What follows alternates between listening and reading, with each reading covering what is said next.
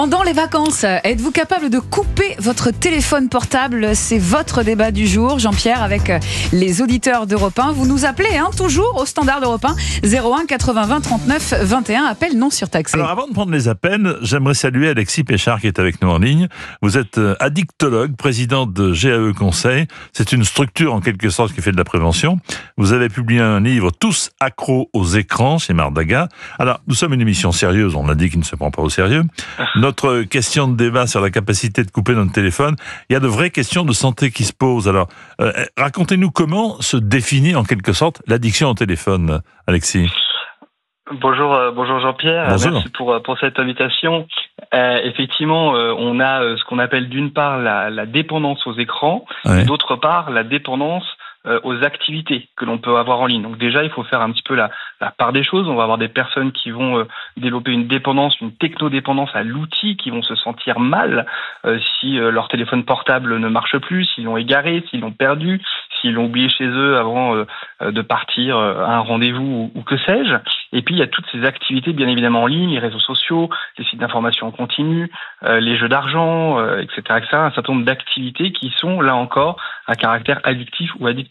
Ouais. Ça se caractérise par un besoin irrépressible de pratiquer ces activités en ligne, de se connecter, jusqu'au point d'anticiper parfois ce qui pourrait se passer si on ne se connecte pas. Ouais. Ce qui va être générateur d'anxiété. Cette addiction porte un nom, c'est le nomophobie, c'est-à-dire lorsqu'une personne ne quitte jamais son téléphone des yeux. C'est grave, docteur, non?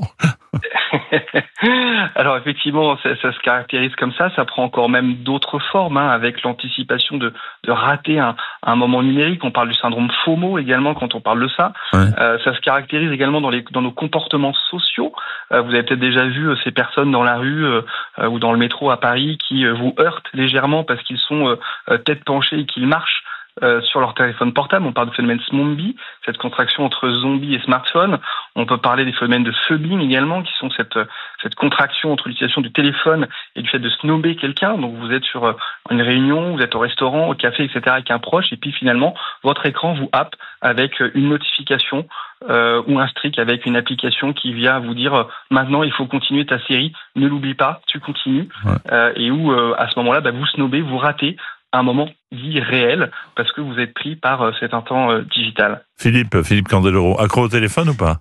Alors, je suis plus dans le premier cas de figure. Moi, c'est le travail qui m'oblige à être souvent sur l'écran, mais je suis pas très réseaux sociaux parce que justement, ça prend du temps. Tu passerais ta journée à faire que ça, et ça, c'est compliqué. Après, c'est un outil extraordinaire, le téléphone. Je regarde avant pour filmer un triple axel, il fallait le gros machin VHS, fallait sortir la cassette, le mettre dans un petit combo, regarder, donc tu perdais un quart d'heure. Là, avec un téléphone, tu filmes tout et tu repasses tout. C'est pour ça que le sport progresse aussi. Alors avant de prendre Ethan qui est au téléphone, expliquez-nous quels sont les problèmes et les pathologies qui peuvent se déclencher avec une trop grande utilisation de son téléphone, Alexis.